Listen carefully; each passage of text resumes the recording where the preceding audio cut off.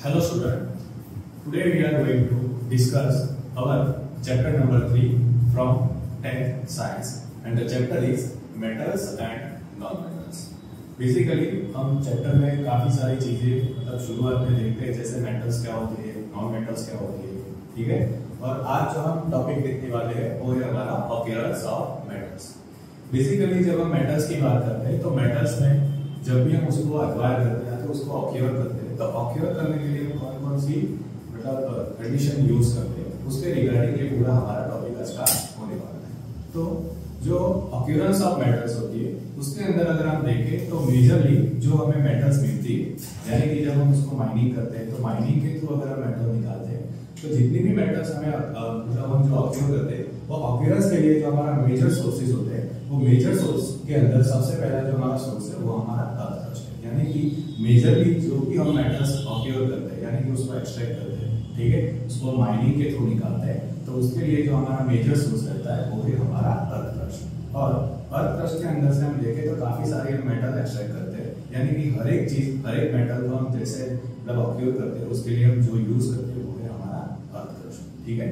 और earth crust से आगे हम थोड़ा देखें तो उसके अंदर जो हमारा मेजर सोर्स जो दूसरा बनता है वो है हमारा सी वाटर। यानी कि जो हमारा सी वाटर है उसके अंदर से भी हम काफी सारे मेटल्स को ऑक्यूर करते हैं। जैसे यहाँ पर मैंने दो एक एग्जांपल्स कंसीडर किए यानी कि एक है हमारा सोडियम क्लोराइड, मैग्नीशियम क्लोराइड। इन दोनों को हम कहां से एक्वायर करते हैं यानी कि यहाँ पर जो हमें मेटल मिलती है सोडियम और मैग्नीशियम, इन दोनों मेटल को हम ऑक्यूर करने के लिए किसका यूज करते हैं, सी वाटर का यूज करते हैं। बेसिकली जब हम मेटल्स एंड नॉन मेटल्स की बात करते हैं उसके अंदर जो हमारा जो टॉपिक रहता है यानी कि मेटल्स के ऑक्यूरेंस का उसके लिए काफी सारे मतलब अलग अलग टेक्निक या तो मेथड्स हम यूज करते हैं इसको मतलब सेपरेट करने के लिए और उसको प्योरीफाई करने के लिए, ठीक है।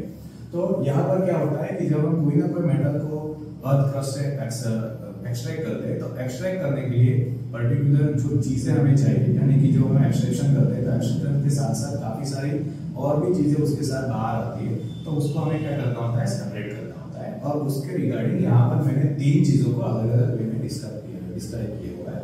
सबसे पहली जो चीज होती है हमारे पास होती है मिनरल्स। सो बेसिकली मिनरल्स होते क्या है, मिनरल्स कैसे काम करते हैं उसको तीन चीजों को हम मिनरल्स के आइडेंटिफाई कर सकते हैं। उसके लिए यहाँ पर एक पर्टिकुलर डेफिनेशन है कि minerals are natural substance found in the earth crust. यानी कि मिनरल्स एक ऐसी चीज है जो एक टाइप के नेचुरल सब्सटेंस है और नेचुरल सब्सटेंस होने के साथ साथ वो हमें बेसिकली कहां से मिलती है, जो अर्थ क्रस्ट से मिलती है, ठीक है। और मिनरल्स में ही अगर हम थोड़ी एडल्ट्रेशन करते हैं यानी कि थोड़ा मतलब चेंज आउट करते हैं तो उसके साथ साथ हमें एक और दूसरी चीज मिलती है जिसको हम कंसीडर करते हैं एज अ ओर, ठीक है। सो ओर को हम किस तरीके से जानेंगे, तो when a minerals has a large amount of a particular metal and it is easy and profitable to extract। यानी कि जब हम मिनरल्स की बात करते हैं तो मिनरल्स के अंदर एक पर्टिकुलर मेटल्स होती है, वो पर्टिकुलर मेटल्स के परसेंटेज अगर हमें काफी ज्यादा मिलते हैं यानी कि काफी ज्यादा हाई होते हैं, ठीक है। और उसी मिनरल्स से हम जो भी मतलब मेटल को एक्सट्रैक्ट करते होते हैं उसी मेटल्स के अंदर के जो परसेंटेज हाई होते हैं और हाई होने के साथ साथ वहां से जो हमें पर्टिकुलर मेटल को एक्सट्रैक्ट करना है वो हमें थोड़ा प्रॉफिटेबल, ठीक है। तो जब उस तरीके की हमें कोई ना कोई मिनरल्स के अंदर चीजें दिखती है तो उसको हम कंसीडर करते हैं एज अ ओर, ठीक है।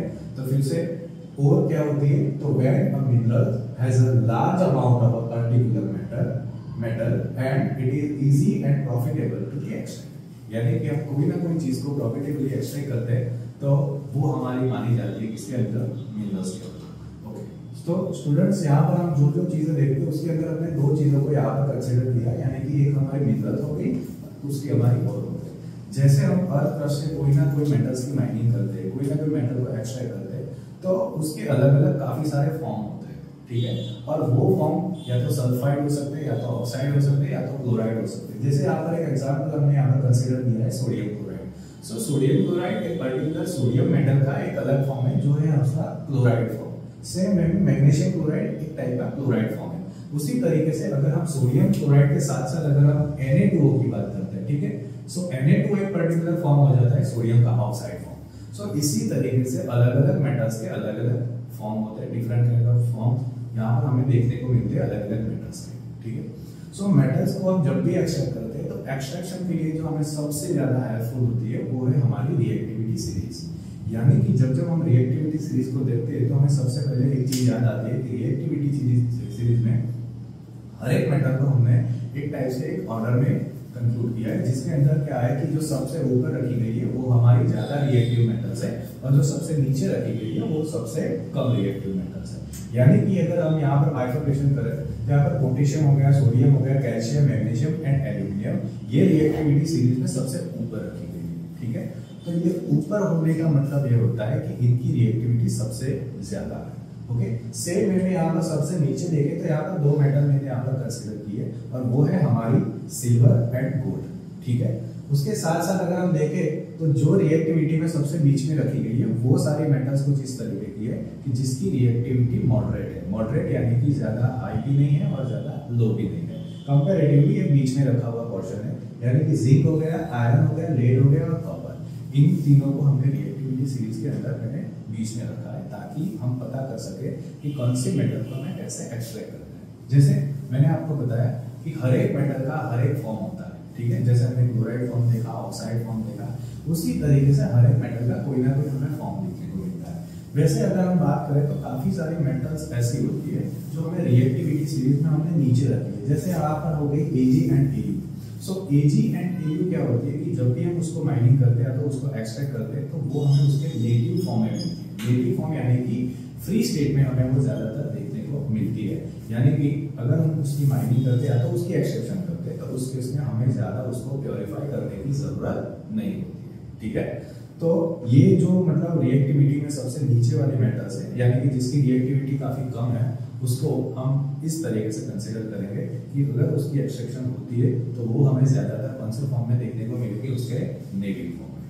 ठीक है, सेम वे में अगर हम जाते हैं जो सबसे ऊपर वाला पोर्शन है यानी कि जिसकी रिएक्टिविटी सबसे ज्यादा है, उस मेटल्स की अगर हम बात करते हैं तो वो मेटल कुछ इस तरीके की होती है कि जिसकी रिएक्टिविटी काफी ज्यादा है। काफी ज्यादा होने की वजह से क्या होता है, उसका कोई ना कोई मेटल के साथ कंपाउंड मतलब कोई ना कोई अदर एलिमेंट के साथ उसका कंपाउंड क्रिएट होता है। जैसे यहाँ पर सोडियम की बात करते हैं तो सोडियम हमने पहले भी एग्जांपल लिया कि सोडियम कभी भी हमें फ्री स्टेट में कभी भी हमें देखने को नहीं मिलती है। उसका मीनिंग ये होगा कि सोडियम की रिएक्टिविटी हाई है और हाई होने की वजह से वो कोई ना कोई दूसरे एलिमेंट के साथ अपने रिएक्शन करेगा और रिएक्शन करने के साथ साथ कोई पर्टिकुलर कंपाउंड क्रिएट कर लेगा। ठीक है, सो कंपाउंड क्रिएट करने की वजह से क्या होता है कि वो हमेशा अपने कोई ना कोई अलग अलग फॉर्म में हमें देखने को मिलते हैं। ठीक है, तो ये जो पर्टिकुलर मेटल्स है जिसकी रिएक्टिविटी सबसे ज्यादा है वो कभी भी हमें फ्री स्टेट में नहीं देखने को मिलती। उसके क्लोराइड फॉर्म में मिलते हैं, ऑक्साइड फॉर्म में मिलते हैं, सल्फाइड फॉर्म भी मिलते हैं। इसी तरीके से हर एक मेटल के अलग अलग फॉर्म मिलते हैं। ठीक है, यहाँ पर अगर हम पोटेशियम को कंसीडर करें तो पोटेशियम क्लोराइड फॉर्म हो गए, पोटेशियम के ऑक्साइड फॉर्म भी हो गए, है ना। तो कुछ इस तरीके से मैग्नीशियम के भी हो गए और एल्यूमिनियम के भी हो गए। तो हर एक मेटल का अलग अलग फॉर्म हमें मिलेगा, लेकिन ये बात हमेशा याद रखना कि जिसकी रिएक्टिविटी सबसे ज्यादा है वो कभी भी हमें उसकी नेटिव स्टेट में यानी कि उसकी फ्री स्टेट में कभी भी नहीं मिलती है। ठीक है, सो उसके बाद आते हैं अगर हम रिएक्टिविटी के बीच वाले पोर्शन पे यानी कि जो मेटल हमने यहाँ पर रखे हैं जिंक, आयरन, लेड और कॉपर। सो ये चार मेटल कुछ इस तरीके से डिवाइड हुए जिसकी रिएक्टिविटी थोड़ी मॉडरेट है और मॉडरेट यानी कि उसकी रिएक्टिविटी ना तो ज्यादा और ना ही कम है। तो रिएक्टिविटी मॉडरेट होने की वजह से क्या है कि वो मतलब काफी बार क्या होती है कि उसके दो तीन फॉर्म में हमें देखने को मिलते हैं। जैसे उसका पर्टिकुलर हम फॉर्म की बात करें तो ऑक्साइड फॉर्म, अगर हम जिंक के ऑक्साइड फॉर्म की बात करें तो यहाँ पर हो सकता है जिंक ऑक्साइड, है ना। अगर आयरन के ऑक्साइड फॉर्म की बात करें तो यहाँ पर हो सकता है Fe2O3 हो सकता है ना। लेड की बात करें तो लेड ऑक्साइड हो सकता है, कॉपर की बात करें तो कॉपर ऑक्साइड हो सकता है। इसी तरीके से ये चारों मेटल्स क्या होती है उसके ऑक्साइड फॉर्म में देखने को मिलती है। सेम वे में अपने सल्फाइड फॉर्म में भी देखने को मिलती है और सेम वे में अपने खुद के कार्बोनेट फॉर्म में भी ये सारी मेटल्स हमें देखने को मिलती है। यानी कि रिएक्टिविटी की जो बीच वाली पोर्शन है उसके अंदर हमें 2 से 3 टाइप के पर्टिकुलर फॉर्म देखने को मिलते हैं। ठीक है, यानी कि यहाँ पर जो इसकी मतलब ओर होगी यानी कि जो इसकी पर्टिकुलर मेटल होगी, मेटल को अगर हम कंसीडर करें, माइनिंग करें तो माइनिंग के करने से पहले हमें ओर मिलती है। जो ये ओर होती है वो बेसिकली ऑक्साइड, कार्बोनेट या तो सल्फाइड फॉर्म में हम उसको ले सकते हैं। ठीक है, तो सबसे पहले जो ये सारी मतलब मेटल्स है उन मेटल्स को हमने अलग अलग तरीके से डिवाइड किया। ठीक है, सो जब भी हम कहीं पर भी माइनिंग करते हैं तो माइनिंग करने के साथ जो सबसे पहली चीज जो निकलती है उसको हम कंसीडर करते हैं एज ओर। सो और के साथ साथ क्या होता है कि काफी बार कई सारी इम्प्योरिटीज भी उसके अंदर ऐड होती है, ठीक है। सो और की इम्प्योरिटीज जो होती है उसको हम एक अलग नाम से जानते हैं, जिसका नाम हमने यहाँ पर कंसिडर किया है गैंग्यू। सो गैंग्यू बेसिकली होता क्या है, so the ore taken out from the earth contain many impurities like soil, sand और unwanted minerals are present in this. So इस टाइप की अगर इम्प्योरिटीज कोई ना कोई और के अंदर हमें देखने को मिलती है तो उसको हम कंसिडर करते हैं गैंग्यू। यानी कि गैंग्यू और कुछ नहीं बल्कि एक टाइप की इम्प्योरिटीज होती है जो हमें और के साथ साथ यानी कि जो मेटल्स होती है, मेटल्स की जो मतलब रो मेटल्स होती है उसके साथ साथ भी हमें देखने को मिलती है, ठीक है। सो अगर हम इस इम्प्योरिटीज को अलग कर देते हैं, सेपरेट कर देते हैं, तो सेपरेशन की जो टेक्निक्स होती है वो टेक्निक के बाद जो हमें पर्टिकुलर चीज मिलती है उसको हम कंसिडर करते हैं as a concentration of ore। यानी कि जब भी हम माइनिंग करते हैं, माइनिंग के साथ साथ हमें जो भी ore मिली, ore के साथ काफी सारी मतलब मिट्टी थी, धूल थी, सैंड थी, कोई भी था, उसको हमने क्या किया, जो अनवांटेड मतलब अनवांटेड जो मटेरियल्स था उसको हमने सेपरेट किया। ये सेपरेशन की जो प्रोसेस होती है उसको हम मानते हैं concentration of the ore. So concentration of the ore means the process used to remove impurities और गैंग्यू। सो जो प्रोसेस होती है जहां पर हम इंप्योरिटीज को रिमूव करते हैं, जहां पर हम गैंग्यू को रिमूव करते हैं, उसको हम मानते हैं कंसंट्रेशन ऑफ ओर। सो यहाँ पर क्या होता है कि जो जो हमारे पास ओर मिलती है उसी ओर को क्या करते हैं, हम कंसंट्रेशन करते हैं। यानी कि वहां से हम जो भी इम्प्योरिटीज थी उसी को हटाते हैं, उसी को दूर करते हैं और कंसंट्रेशन के हिसाब से हम उसको तीनों जगह मतलब अलग अलग 3 सीरीज में उसको डिवाइड करते हैं। ओके, सो यहाँ पर सबसे पहले यहाँ पर हमने कंक्लूड की है हाई रिएक्टिविटी वाली जो भी मेटल्स होती है वो, यानी कि कुछ इस तरीके की और जिसकी रिएक्टिविटी काफी हाई देखने को हमें मिलती है। सो उसके अंदर क्या क्या हो सकता है, तो जैसे पोटेशियम हो गया, सोडियम हो गया, कैल्शियम हो गया, मैग्नीशियम हो गया, एल्यूमिनियम हो गया, इन सब की अगर हमें कोई ना कोई और देखने को मिलती है तो उसको हम कंसीडर करेंगे हाई रिएक्टिविटी और। ओके, सो हाई रिएक्टिविटी वाली जितनी भी मेटल्स होती है उसके लिए पर्टिकुलर एक अलग मेथड फॉलो किया जाता है, जिसके अंदर क्या करते हैं, हम एक प्रोसेस फॉलो करते हैं जो होती है हमारे electrolysis process. Basically electrolysis process के अंदर यहाँ पर जो हमने यूज किया है वो है उसका मोल्टन ओर। मोल्टन ओर यानी कि कोई और नहीं बल्कि जो भी हमारे पास जो मेटल होती है उसी मेटल का कोई ना कोई हमें फॉर्म मिलेगा, यानी कि ऑक्साइड फॉर्म मिलेगा, कार्बोनेट फॉर्म मिलेगा या तो फिर क्लोराइड फॉर्म मिलेगा। इन तीनों में से कोई एक फॉर्म को अगर हम चूज कर लेते हैं और उसी फॉर्म को हम क्या करते हैं, एक टाइप से मेल्ट कर देते हैं, उसको लिक्विड में कन्वर्ट कर देते हैं। जब लिक्विड में कन्वर्ट करते हैं उस टाइम क्या करते हैं, उसको काफी सारी हीट प्रोवाइड करते हैं। सो हीट प्रोवाइड करने के टाइम जो NaCl था, मान लेते हैं एज एग्जांपल NaCl। सो NaCl क्या होगा कि जब हम उसको ज्यादा टेम्परेचर देंगे, उसको लिक्विफाइड करेंगे तो टेम्परेचर की वजह से वो एक टाइप से लिक्विड में कन्वर्ट हो जाएगी और वो माना जाएगा उसका मोल्टन। सो ये मोल्टन ओर को हम फिर से आगे एक नई प्रोसेस में डालेंगे और फिर से उसको क्या करेंगे, प्योर करेंगे। उसी तरीके से अगर हम जाए मीडियम रिएक्टिविटी वाली जितनी भी ओर होती है उसके लिए, तो वो मानी जाती है हमारी जिंक के लिए, Fe के लिए, Pb के लिए या फिर कॉपर के लिए। इन सभी मेटल्स के लिए पर्टिकुलर जो रिएक्टिविटी सीरीज मतलब बीच वाला पोर्शन है उसी के हिसाब से यहाँ पर डिवाइडेशन किया गया है। यानी कि मीडियम रिएक्टिविटी वाली जितनी भी मेटल्स होती है उसको हम यहाँ पर दो तरीके से डिवाइड करते हैं। बेसिकली यहाँ पर इन रिएक्टिविटी वाली सीरीज यानी कि बीच वाली जो मॉडरेट रिएक्टिविटी है उसके लिए हमें 3 टाइप की और अलग अलग मिलती है, यानी कि उसका सल्फाइड फॉर्म भी मिलता है, ऑक्साइड फॉर्म भी मिलता है और मिलता है उसका कार्बोनेट फॉर्म। सो यहाँ पर जो कार्बोनेट फॉर्म होता है और जो सल्फाइड फॉर्म होते हैं उन दोनों को हम बेसिकली एक प्रोसेस के थ्रू कन्वर्ट करते हैं उसके ऑक्साइड फॉर्म में, ठीक है। सो ऑक्साइड फॉर्म में जब हम दोनों को कन्वर्ट करते हैं तो क्या करते हैं, इसको हीट करते हैं, यानी कि बहुत एक्सेस अमाउंट में हीट प्रोवाइड करते हैं और हीट प्रोवाइड करने की वजह से क्या होता है कि ये ऑक्साइड में कन्वर्ट होता है। लेकिन यहाँ पर दो अलग अलग मेथड के थ्रू हम इसको ऑक्साइड में कन्वर्ट करते हैं। यहाँ पर अगर हम बात करें कार्बोनेट की, तो अगर हमें कार्बोनेट को ऑक्साइड में कन्वर्ट करना है तो उसके लिए जो पर्टिकुलर प्रोसेस फॉलो किया जाता है वो होता है उसका कैल्सिनेशन प्रोसेस। कैल्सिनेशन प्रोसेस और रोस्टिंग प्रोसेस ये दोनों अलग अलग प्रोसेस है।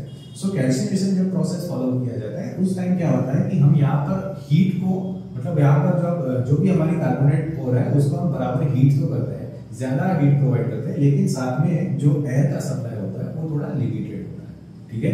तो मान लेते हैं यहाँ पर हमें कोई ना कोई मेटल का कार्बोनेट फॉर्म मिला है, उसी कार्बोनेट फॉर्म को हमें ऑक्साइड में कन्वर्ट करना है, तो ऑक्साइड फॉर्म में कन्वर्ट करने के लिए हम क्या करेंगे, कैल्सिनेशन करेंगे। और कैल्सिनेशन जब जब होगा उस टाइम हमारी जो एयर की सप्लाई होगी वो थोड़ी लिमिटेड होगी। ओके, सेम वे में अगर हम सल्फाइड को ऑक्साइड में कन्वर्ट करते हैं, यानी कि कोई ना कोई और का सल्फाइड फॉर्म है, उसी को हम किसमें कन्वर्ट करते हैं, ऑक्साइड फॉर्म में कन्वर्ट करते हैं, तो वहां पर जो प्रोसेस फॉलो किया जाता है वो है हमारा रोस्टिंग प्रोसेस। और रोस्टिंग प्रोसेस में होता क्या है, जैसे यहाँ पर लिमिटेड अमाउंट में एयर का सप्लाई था, सेम वे में यहाँ पर क्या होगा, एक्सेस अमाउंट में एयर का सप्लाई हम देंगे। सो जब हम सल्फाइड को ऑक्साइड में कन्वर्ट करेंगे उस टाइम हमेशा याद रखना है कि हम कौन सा, मतलब एक्सेस अमाउंट ऑफ एयर यहाँ पर सप्लाई करें, ठीक है।